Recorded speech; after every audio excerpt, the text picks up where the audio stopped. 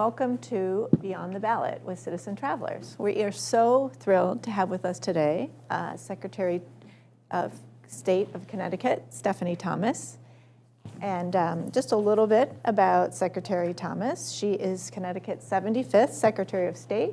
She was sworn in January of 2023. And she has 30 years of experience in so many things, nonprofit management, running a small business, and state representative for the 143rd District. As Secretary of State, she has led election reform within Connecticut, including the implementation of early voting and new critical voting machines, which I hope you'll talk about as well. So thank you for coming today. Thank you for having me. Happy to be here. We are thrilled. So, and then we also have Will Senning, who we're so honored to have with us today as well.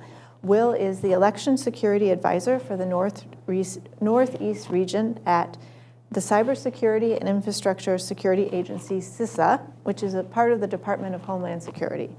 So he conducts, he is a conduit between the federal security efforts and state and local officials. He supports cybersecurity, physical security, and election operational guidance. So we'll learn more about that agency today as well. So I'm looking forward to a great discussion. To kick us off, Secretary Thomas, can you just tell us a little bit about what the Secretary of State role is? It's a lot broader than I think a lot of people, including me, realized. Absolutely. Whenever I ask the question, who knows what the Secretary of the State does? Usually one person in an audience this size raises their hand. We do many, many things. The largest part of our operation, we run the business registry in Connecticut. So if any of you know anyone who owns a business, you have filed with the Secretary's office to start that business. Annual reports get filed. Just to give you a sense of the scope, 54,000 business formations happened last year, and we have over 400,000 that we keep up with. We also issue apostilles if anyone needs documents authenticated to use overseas. We are the repository of records, so if you ever want to find that law that passed in 1813, we probably have it.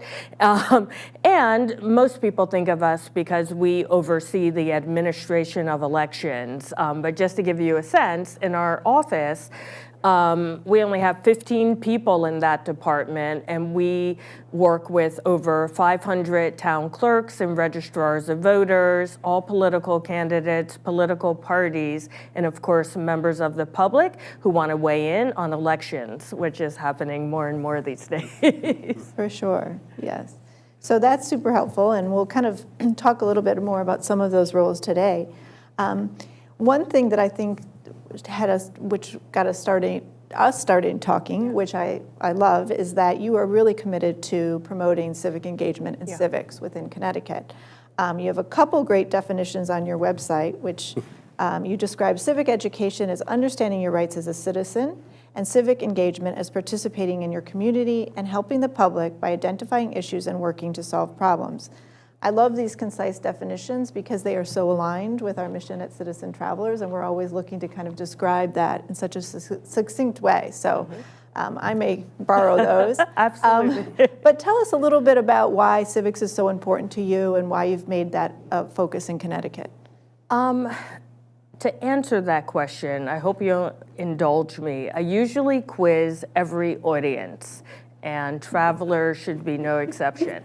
So I'm going to ask a really quick quiz question.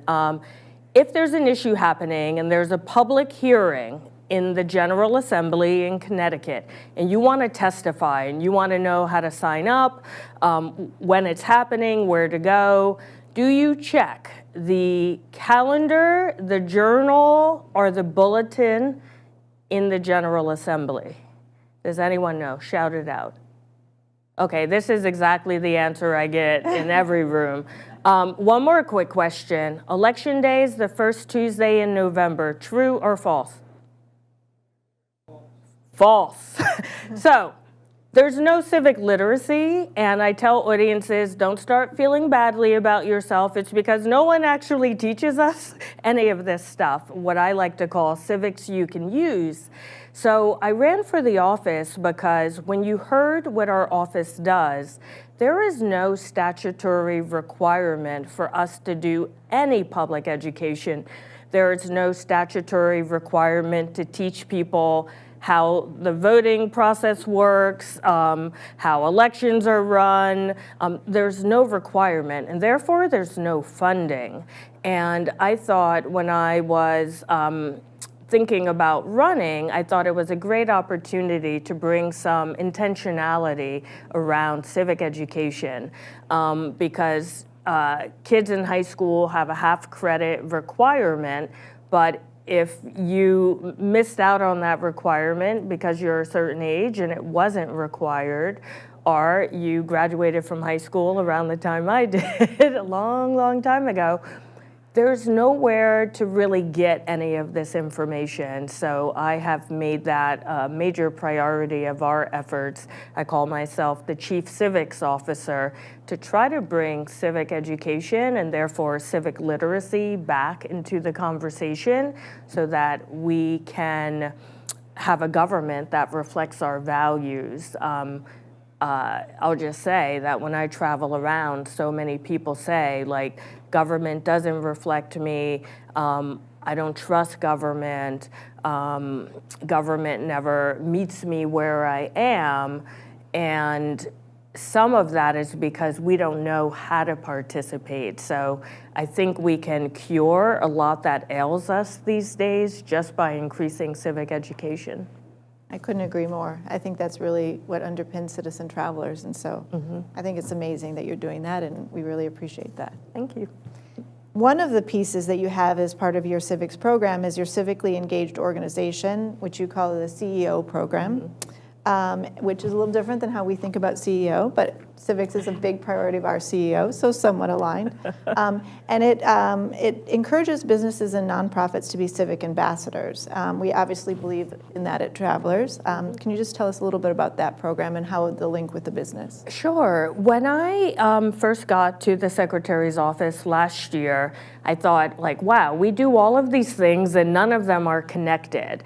I owned a business before I got involved in politics, and I was thinking that, you know, I don't know any business that does not seek to become part of its community in some way, either philanthropically, via volunteers, or like Travelers through both.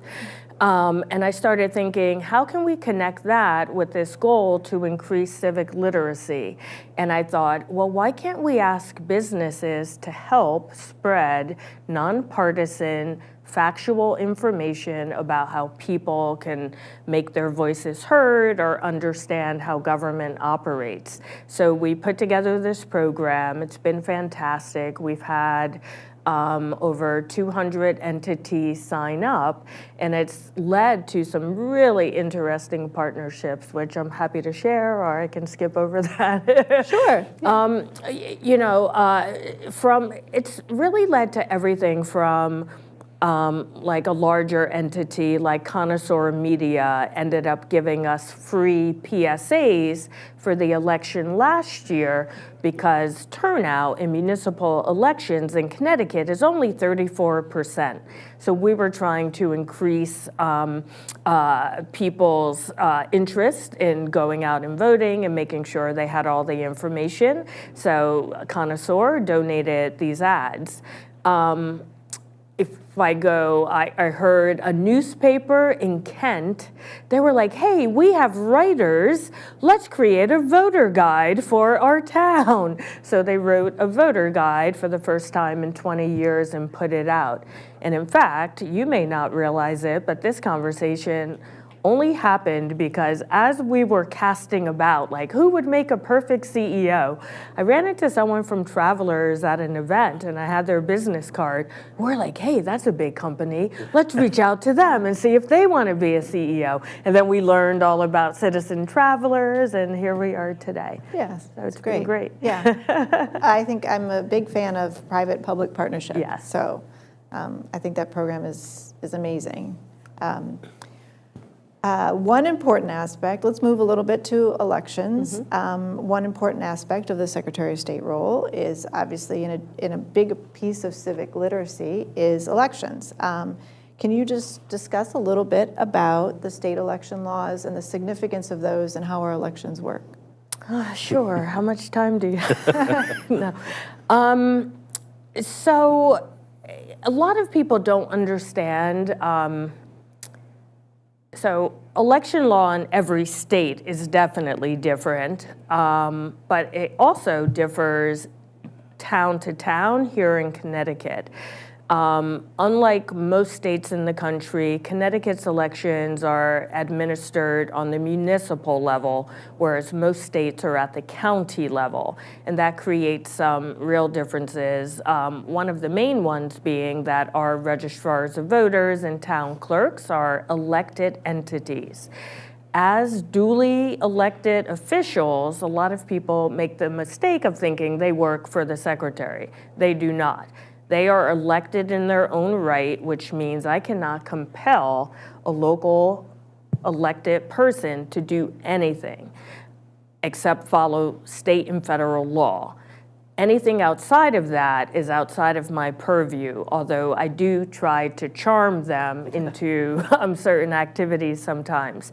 So, this plays out because we'll get a call from someone in a town like, my registrar said they'd be in their office from 9 a.m. to 11, and I got there at 10:59 and no one was there. You have to make sure they work all their hours. There is no statutory requirement for those hours, so I can't tell them to do anything in that regard. Those decisions are set at the town level. Also, how they're paid, what they're paid, how they hire poll workers. We also have no investigatory powers. So people often will reach out and say, like, I think this person did this thing wrong. And I'm like, you have to report it to the State Elections Enforcement Commission. So it's really important that people understand the differences, because how things are happening from town to town can vary, and it doesn't mean anything's wrong. It just can vary that way as long as it's within the letter of the law. And nowadays, with the shrinking of local media, more and more people are tuning into national media sources. I get like emails all the time. Connecticut better not be connected to the internet, our machines. And I'm like, by the way, our machines are so old, like they don't even have the capacity to be connected to the internet, and they never have been. We've always had paper ballots, but some states didn't. So it's really important to understand that there are differences, so we have to compare apples to apples. That's interesting. I think that's a difference that a lot of people may not be aware of. And how much do you kind of work with secretaries of state in other states? We work pretty closely. There's a national association. We convene a couple of times a year in person. I serve on the cybersecurity, the business services, and the elections committees, which mean every week I probably have one of those committee meetings.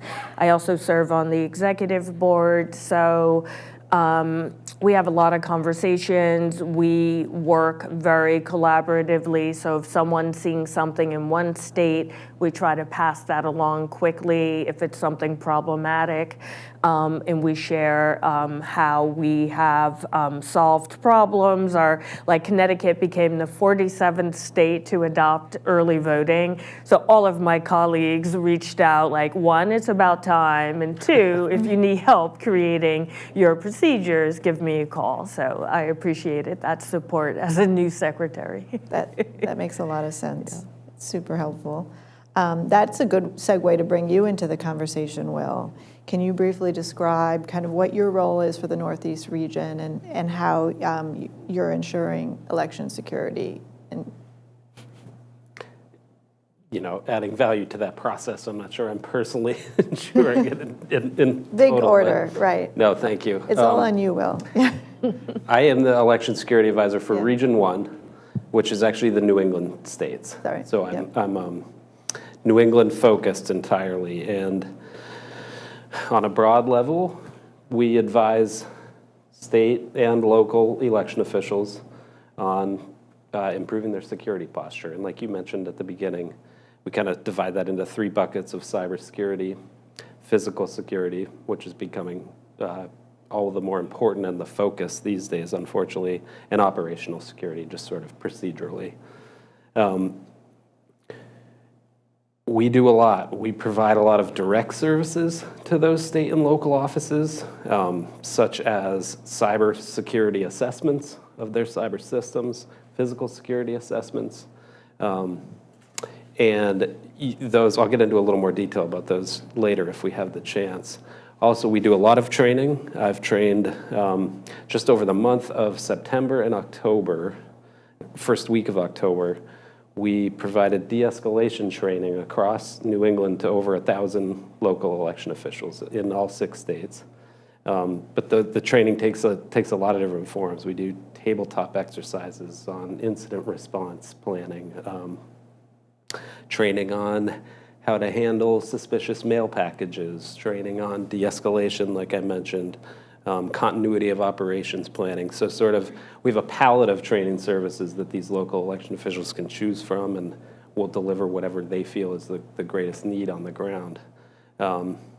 That's sort of the second big bucket, the direct services, the training, and then a lot of intelligence sharing, both classified and unclassified briefings, as necessary as our federal and state partners gather intelligence about threats to election processes. We try and disseminate that information as broadly as possible and declassify as much of it as we can.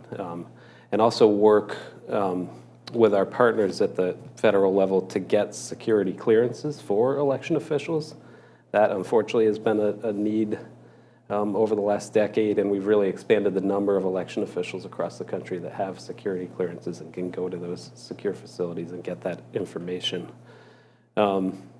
Describing my role a little bit, it's interesting. If I could back out quickly for context, and just so everyone, I don't know the level of familiarity with the agency itself. CISA is a pretty new federal agency, and it was in January of 2017. You might imagine why in the recent election history this is when that occurred, but when election infrastructure itself was designated as critical infrastructure at the federal level. Other examples of critical infrastructure, you all probably know things like the water systems, the power grid, schools, hospitals, chemical infrastructure. There's 16 total. That's a sampling, about 5 of the 16 that exist. When a certain area of infrastructure gets designated as critical infrastructure, then a certain agency under the federal government becomes what they call the Sector Risk Management Agency, the SRMA. The federal government does have as many acronyms as you hear it has, and I'm going to try to limit those through the conversation today.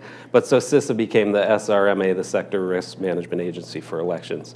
And my background, quickly to touch on, which we didn't mention yet, I was, for the last 10 years, I only joined CISA in February, and for the 10 years before that, I was the director of elections for the state of Vermont, your neighbors up north. So I worked in the Secretary of State's office with a small team like Secretary Thomas described in Vermont. My team was, I had 4 staff and myself that worked elections in the Secretary's office. With a very similar model, though, which is the same across New England, too, where it's really the Secretary of State, their elections division, and then working hand in hand with the local town and city clerks across the state. So I did that for 10 years, and my experience with CISA as the election director for about, what would that be? About 6 years, from 2017 to when I left earlier this year, was extremely positive. I had dealt with other federal agencies previously that were just a little less helpful, less. CISA was very good at providing a broad palette of services, like I talked about. People don't understand or aren't aware of that coordination between the state and federal governments that I think CISA and that critical infrastructure designation has really facilitated. So it's a non-regulatory agency, which makes it unique from other federal agencies. So we're not ever going in and telling secretaries of state or local election officials what they have to do, putting any mandates on them, but it's really providing information, providing guidance, providing services that they can choose from when and if they need to. And really quickly, so CISA is the new agency, and the election security advisor position is the newest position created at CISA. They just announced creation of the position last summer, a year ago this summer. And there's one election security advisor for each of the regions. There's 10 regions across the country. So I have 9 counterparts around the country that were also hired as election security advisors for their region.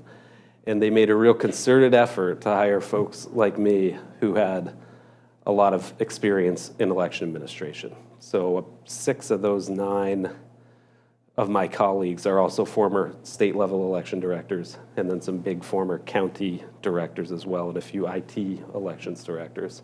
So that really allowed us to hit the ground running, knowing a lot about election administration. Really, that's what CISA was looking for. They do cybersecurity, physical security really well, had a lot of background in that, providing it to all those other sectors that I described, but they didn't have a lot of institutional knowledge about elections.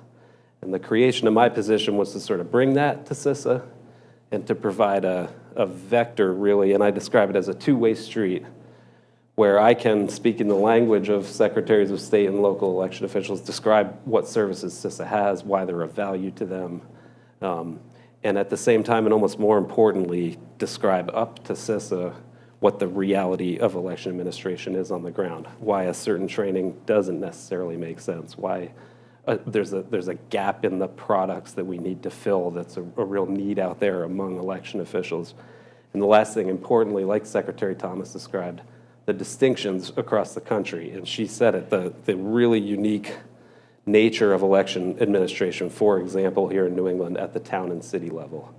And a lot of CISA's products are designed to be implemented where elections are run at the county level with these big sophisticated offices, in Illinois, in Chicago, right?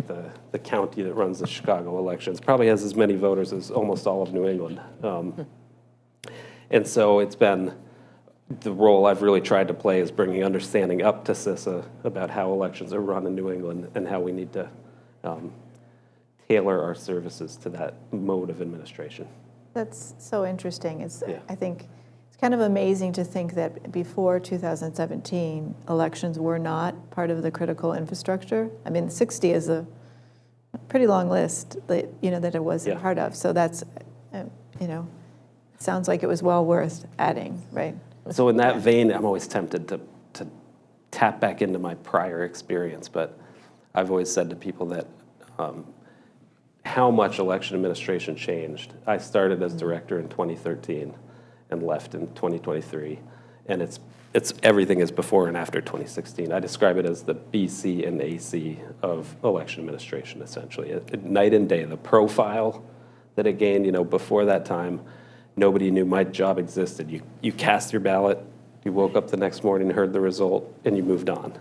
And now it just couldn't be more different, as you all experience on a day-to-day basis, where you wake up, you hear it on the radio. We work it all day, then you think you're done, and you get in your car and you hear it in the radio. You go home and you turn on the TV, and that's all they're talking about. And then the emails. It's really night and day. Yeah, I'm sure this is, we were talking when you came in, it's a really busy time of year because you're getting so prepared and getting a lot of feedback from everyone. So we're really appreciative that you made the time for us today. Absolutely. What is your office doing to prepare for the November election? And what are some kind of key concerns at this point, if you're willing, if you can share? Yeah, no, it's a lot of what I described. So, getting those services and products out into the field. I over the course of the last 3 months, the number of I call them products, really guidance documents on such a wide range of subject matter, from, like I said, mail handling to how to deal with swatting instances. Does everybody out here know what swatting is? More and more people are becoming conscious of it. That's where a false threat gets called in to, in our case, an election official's home, or to the local authorities about, with a false incident report stemming at an election official's home. We've had a couple examples of this across New England recently with secretaries of state. And the idea is that then a swarm of authorities will come down on that person's house. So one example, one of the secretaries of state, it was that her husband had taken the children in the bedroom, was holding them hostage, and had a gun to her head, and please send help. And this was the night before their primary election, and just meant to sow chaos and disruption. So guidance on how to deal with that, which is basically communicate with your state and local police, make them aware of your address, give them a direct number to call you at when that kind of incident gets reported. Cyber-related guidance, how to deal with DDoS attacks in the event that a DDoS attack were to happen, how to deal with ransomware attacks, which are becoming more and more prevalent at the local level, even down to small towns in Vermont that have faced ransomware incidents. So my method here in New England has been to leverage the Secretary of State's offices because they have such a good communication network with the towns and cities in their state. So I usually funnel these resources to their office once a week, once every 2 weeks. I'll be sending information out to Secretary Thomas' election team and having her disseminate that down to the town and city clerks across the state. Providing the trainings that I was talking about, again, upon request. So we did de-escalation training, like I mentioned before, at the annual clerks conference in September and the annual registrars conference, which I had to learn are two separate things. Yeah. In Vermont, there's just a clerk that's the election official for each town. In Connecticut, there's two for each town. They have different sort of split duties, right, in election administration. So we did, and it's telling that was the most requested training this year across the board, all 6 states, like I said. The local town and city clerks wanted to know how to deal with the potential for emotions at the polling place, I'll put it, and in a wide range, all the way from how do you deal with an active shooter to just how do you deal with someone agitated about the fact that they're mistakenly not on the voter checklist and need to get added. That's been a really actively requested part of our training. That and incident response and continuity of operations training, which speaks to both the threats of violence, which are unfortunately just, increasing every day, to the unstable climate we're now faced with and the threat of natural disasters, which we also talk about a lot. What about a snowstorm or a flood on election day that's taken out the power or flooded your storage of ballots or your new tabulators? So a lot of incident response planning. And then the other one that I mentioned, just intelligence sharing, classified and unclassified briefings about what we're hearing out there from foreign malign influence. Everybody's heard the 3 primary actors we're keeping an eye on now: Russia, China, North Korea, and Iran, really 4. And updating the secretaries of state and the local officials on the nature of those threats that we're seeing out there. And then also, domestic violent extremists and what the chatter is on those fronts. So it's a lot. really impressive the amount of coordination, I think, between federal agencies and down to the secretaries of state and local law enforcement agencies around election security. You'd be just surprised how much is going on out there. In Connecticut this morning is a great example. We were meeting with the secretary, who all attend those meetings: FBI, the AG's office, the State US police, Attorney, State police. hazmat, Department of Emergency Services and Personal Protection, Attorney General, Yeah. State Elections Enforcement. Talking about communications plan for on elections day. Where are we all going to be? How are we going to reach each other?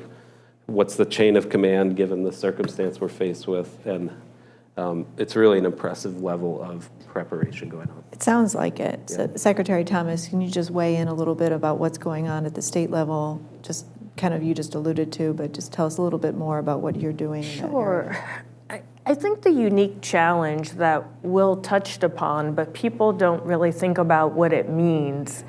When we are administering elections at the municipal level, as Will said, that's everything from Hartford to Union, where a town may have 90,000 voters or 800 voters,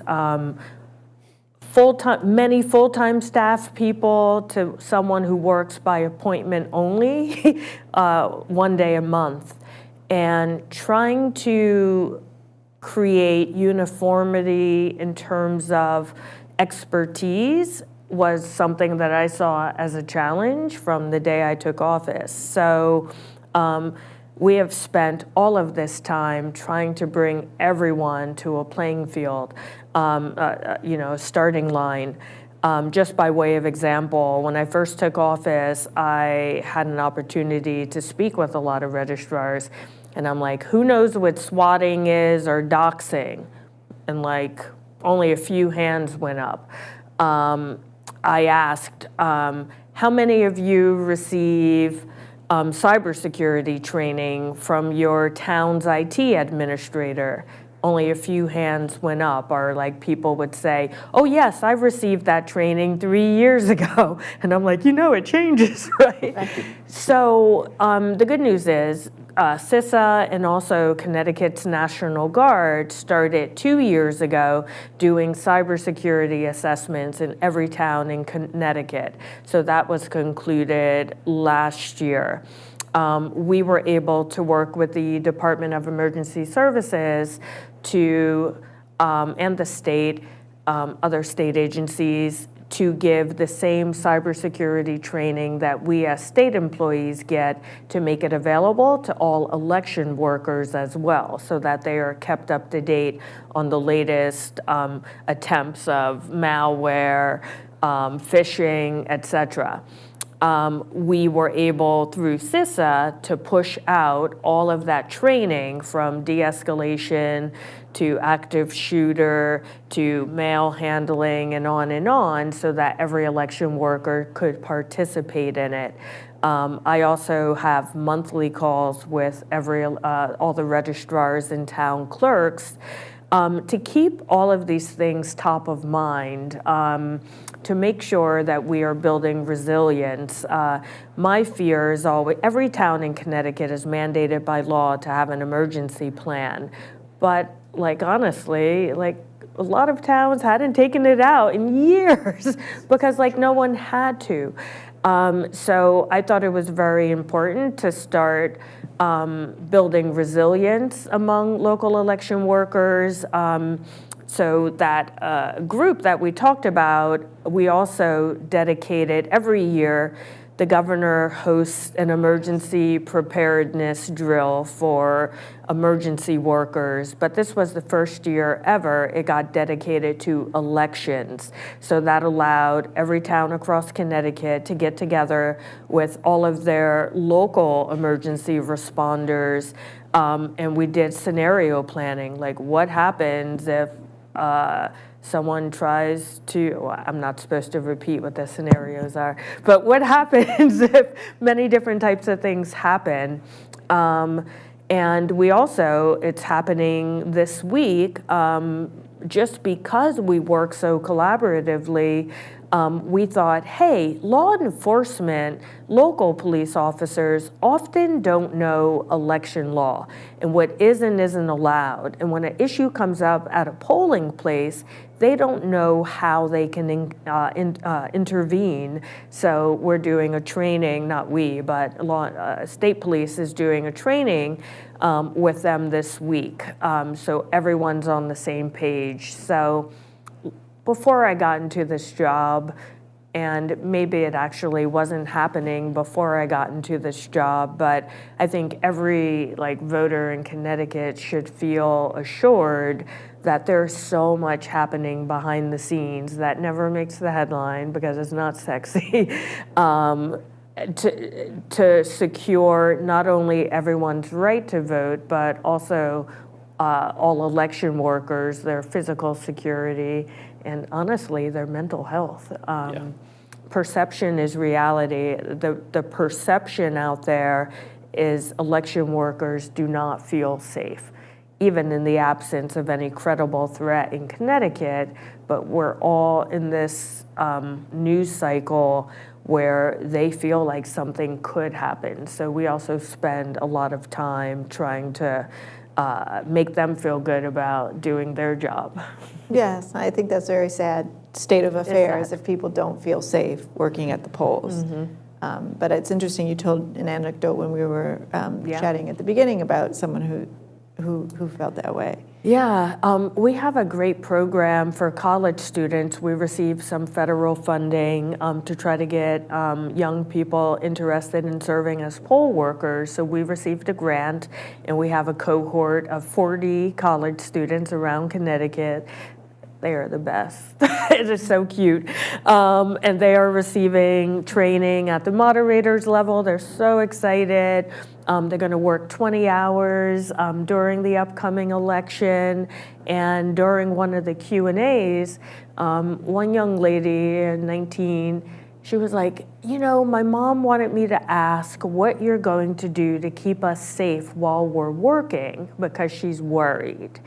And honestly, that broke my heart that like a 19-year-old who's trying to do their civic duty to work as a poll worker is worried about physical safety. Yeah, so But stuff like this is Right. what helps. exactly, things like this and all the things you're doing behind the scenes, and it sounds like, I mean, even, you know, sometimes you don't even think about it, like you're just used to going to the polls in November, but what happens if there is, you know, a snowstorm? Like, it sounds like you're ready, but yeah. It happens more than you think. Snowstorms, floods, Yes. electricity goes out, you know, there's always something. And now with early voting in Connecticut, we have not only one day, but 15 days in total. Nice. Yes. 14 days of early voting and election day. Yeah. This is the first major election with early This is the voting? first general election, Okay. meaning open to all voters. We've had 2 primaries with early voting with like 8% and 9% turnout respectively. So this will be the first time we have a high turnout election. The primaries are hard. We're trying Yeah. to work on that too. So Yeah, yeah. but the early voting has so far been successful? Yes, it's gone very well. You know, I consider it a success when after the first round, the biggest complaint were the label makers. I'm like, hey, that's a good rollout. That is. There's always a complaint. So Yeah, if it's the yeah, label makers, yeah. it's doing well. Yeah, Exactly. that's great. I think that is one reform that I think has been very well received and makes Yeah. life a lot easier for so many people. So to many get to the people, polls. really everybody. Yeah, yeah, so that's great. So hopefully that will be very successful. Looking ahead, what are the priorities for the November elections? We probably have the same one in some ways. For me, it's really focusing on disinformation and misinformation. A lot of people don't realize that is one of the, actually, I think it's now considered the biggest national security issue in America. We know there is foreign interference. We know there are foreign actors who are seeking to influence the outcome of elections, to sow chaos in America, to weaken our democracy. And they are very active and they put a lot of money into it, and artificial intelligence makes it easier to use some of their common tactics, such as putting up false journalistic news sites or creating profiles on social media. So, you know, disinformation is a threat because false information is being put out there with the intention of misleading Americans. Misinformation is what I worry about the most, because misinformation is spreading false information without the intent to deceive. So as I like to say, it's what we all do when we hit forward, share, like, or repeat something that we have not vetted ourselves or researched ourselves and know to be true. Just by way of example, there was a study done in 2020 I don't have the exact figure offhand, but I believe it was the top 30 social media posts that were shown to be disinformation was shared 22 million times. So when you think about all those eyeballs being exposed to false information, you see very quickly why it's a national security threat. So we spend a lot of time trying to educate the public that with all new technologies, there's always something that changes. And we don't have to be scared about it, but we just have to know the realm that we're now operating in. Because it is so easy to get disinformation out, we just have to be better about using our brains and making sure that we are thoroughly researching anything before we believe it. That's true. I mean, I think that's so essential with the civic education, right? Like it's much less likely to be fooled by this, and press send, which I'm guilty of, right? No, Yeah. it's a great point. Yeah. If you don't mind, I just want to add one thing. Disinformation is meant to deceive, but misinformation is everywhere. My first general election last year, I was reading the paper and I saw an article saying, like, hey, if you haven't registered to vote, don't worry, you can still do it on election day. And I'm like, no, that's not right. And then it was in a big paper, so like within an hour, 6 other outlets picked up the story. So we're calling around trying to get them to take down that story. It's just misinformation, no ill intent, but it was wrong. So to your point, civic education really is the antidote to being misled. I was speaking to another group and I said, what if you saw a post on your town's like Facebook page, or, there's always like these 411 groups in towns that said, bomb threat at your local polling place, voting canceled at the school. Would you believe it? People who don't have civic education might believe it. People who do know that elections are never canceled. It's just that simple. So you would know to look for something else, or you would know who to call to find out what is happening with that election. So I just can't underscore enough how important it is, civic education, but also research. And sorry. And to that exact point, what I was going to say, it's been a long-running campaign since around 2016 or so from CISA and other federal agencies to always go to trusted sources. And that's where the secretary ended. Those trusted sources being the Secretary of State's office and your local town and city clerks and local election officials. And that's especially when it comes down to the nuts and bolts of the election, when and how you can register, when and how you can cast your ballot, the date of the election. So when you do, it's a great example, even just innocent misinformation in those press articles about the registration process. Yeah. You double check that with your Secretary of State. It can be as easy as going to your website, I would assume, or picking up the phone and calling the clerk, hey, when is the registration deadline? Is this true? I can wait until election day or not? We've been really trying to drive that home. As a federal agency at CISA, we have to be really careful and tread really lightly around the subjects of mis and disinformation. Unfortunately, it can be really frustrating because you run up against First Amendment issues really quickly, and the agency's and multiple federal entities have been sued now over the last 3 or 4 years on various occasions, being accused of getting too far into any kind of content moderation or content flagging. So we have to be really careful there, but the message we can send is to go to your trusted sources, which is always the best backup. Then, the problem is I say that at events like this and invariably get the question from people about AI. And so what if I now go to what I think is the Secretary of State's website and instead it's an AI fake? And it's a significant challenge right now that we're all figuring out how to navigate. It's the best way I'd put that. but, check multiple trusted sources at that point. And we've had instances of this here in Region 1. The best example was the robocall earlier this year in New Hampshire that was purported to be President Biden telling voters not to bother to vote in the primary. And the New Hampshire Secretary of State's office and Attorney General's office did a really good job very quickly reacting and responding to that and putting out public statements that that was false and was a fake. But it's a new realm of threat that we're facing for sure. That's for sure. And I also like the point that you made that there isn't even necessarily often negative intent or malice. It's just, misinformation and the speed of which it can go out.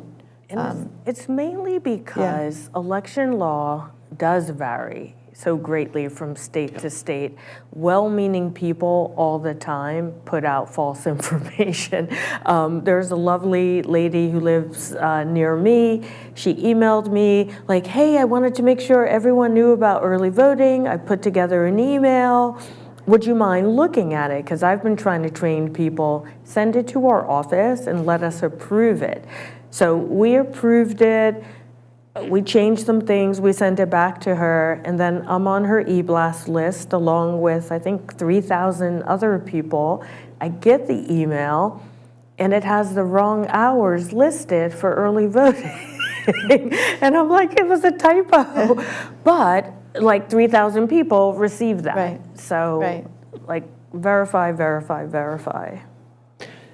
The other best practice, one other best practice we've been pushing on, and this is back to my old hat and my current one, which speaks to your story about the misinformation, accidental again, in the press story.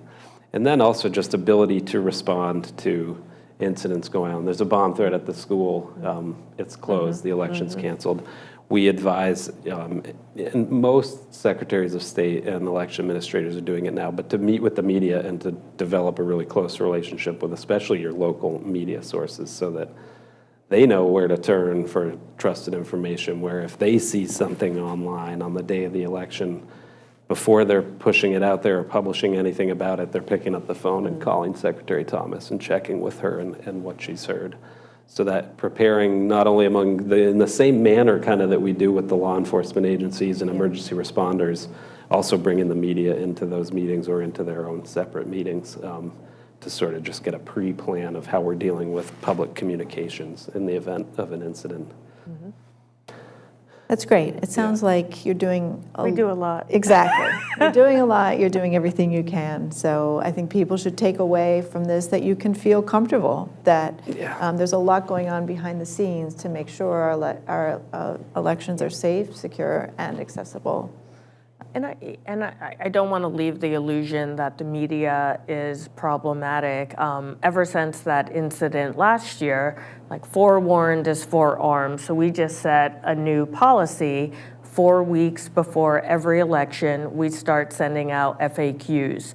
Here's all the do's and don'ts, what can be done, here are the deadlines, and we send different subjects every week so that if we see some misunderstandings happening out in the community, we put that in the FAQ for the next week. And as a result, the media has been, one, grateful that they don't have to comb our website trying to figure out this stuff, but they also are more likely to carry the story. So more information is getting out in the media, and most of it is accurate. That's great. Do we have any questions from the audience, or we're...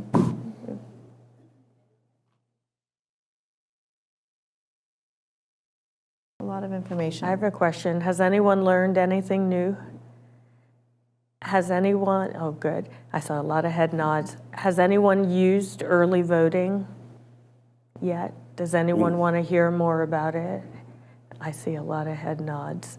I do this because there's been a lot of confusion about early voting. Although it's not new, we became the 47th state in the country to adopt early voting. It is new to Connecticut, so we're just not used to thinking about it. It's in person. A lot of people think it's mail-in voting. So early voting is in-person voting. For this election, it's 14 days. So going from Monday, October 21st through Sunday, November 3rd.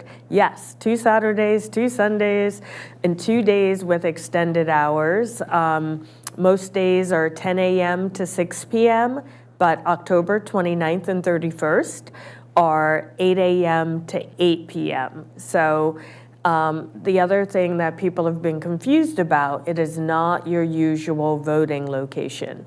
Every single town will have one early voting location at least. One town has 2, one on UConn's campus, but every single town in Connecticut has one location. It's usually town hall, but not always. But you can get that information either from our website or your town's website. And for the first time, we love interns at the Secretary of the State's office because I told you how small our elections division is. So we had 3 great, very talented interns this summer and fall who wrote and designed a voter guide for the first time statewide. So that is also on our website, myvote.ct.gov/voter guide. And that's where you can find all your election information in one place, including all the candidates on the ballot, links to their website, and everything else you would like to know. So that's my public service announcement. Your trusted source. Oh, and don't forget, there's a ballot question this year. Does everyone know there's a statewide ballot question? Okay, not enough heads. There is a statewide ballot question this year, so be sure to look for it on your ballot. It might be on the back. Don't leave it blank. Do your research. Essentially, it is about whether or not the General Assembly would be allowed to change our absentee ballot law to allow for universal access to absentee ballots. In case you don't know, in Connecticut, to vote by absentee ballot, you have to meet one of 6 legal standards. Most states, you don't have to do that. Yeah, 29 states have universal access. 8 states are entirely vote by mail. So we're in the minority by requiring one of these narrow so-called excuses. So the ballot question is asking voters, should our state's General Assembly be allowed to amend that law? It's a constitutional amendment because Connecticut, we're very unique in many ways. Connecticut has a lot of its election laws built into our state constitution because we have the oldest state constitution in the country. So in most states, the General Assembly can simply change a law, but we cannot because it's in our state constitution. That's why we have to make a constitutional amendment, which is why it goes to the voters instead of just to the General Assembly.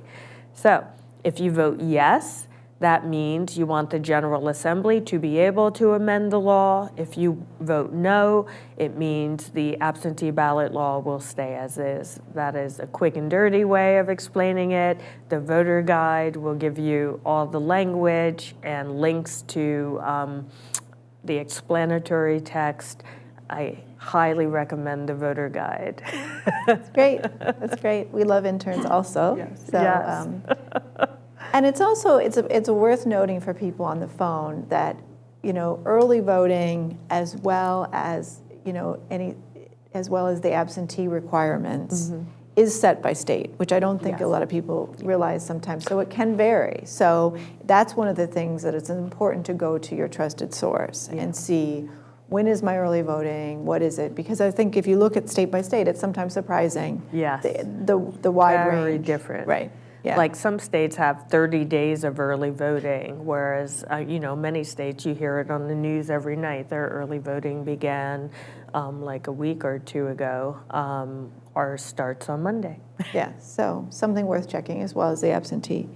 And then the other thing that raised, which is great, is I think sometimes people feel when there's a big election like this coming up and they say, oh, I'm not, it doesn't matter what my vote is for president in this state, or it doesn't matter, I'm not crazy about, I don't have a candidate I'm really pushing for, so they decide to stay home.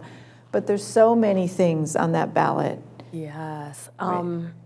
Yeah, and if you don't mind, so most people don't know what's on the ballot, but president, vice president, of course, our junior U.S. senator, every single state senator, every single state representative, and then in some towns, also local positions. Judge of probate is up, many registrars of voters, some Board of Ed members. So it really does vary from town to town here in Connecticut.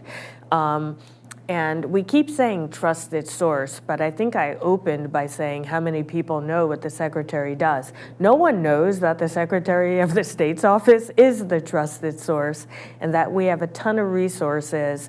Does everyone know that sample ballots go up on our website before every single election? So if you want to see what's on your town's ballot, you can go to our website and take a look. It's a PDF.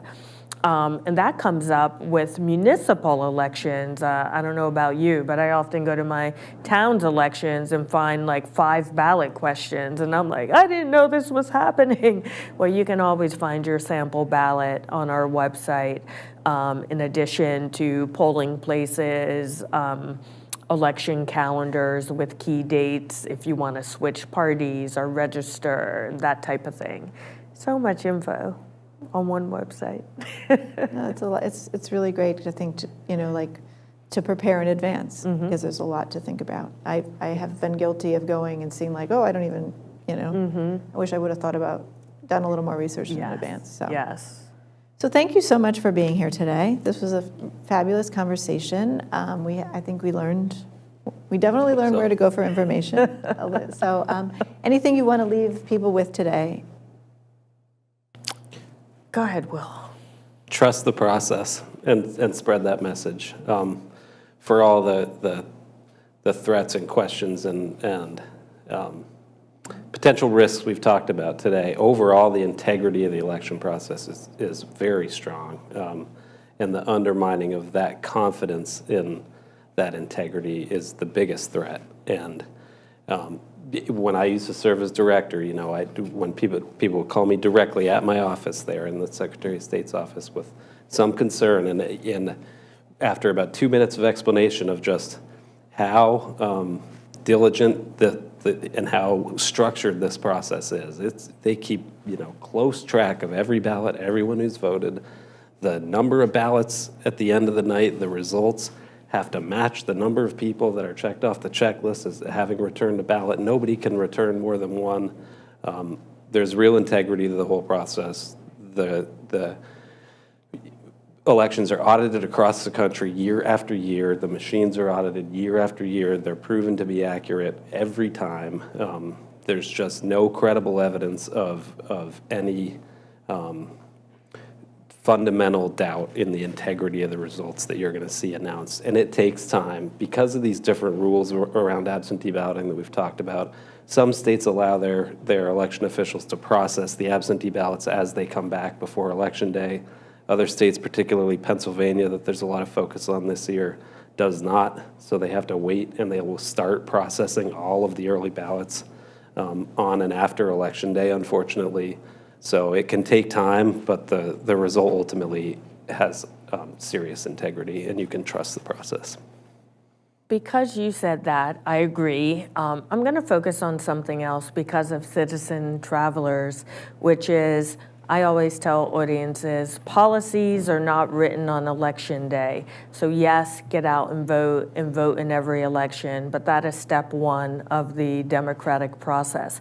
What you do the other 364 days a year is how you create the community that you want to see in the world. Also on our website, we have something called the Power of Civics, and it is ways that we can all boost our civic literacy and get more involved in government and shaping our communities. So I'll leave you with that. It's a great parting thought.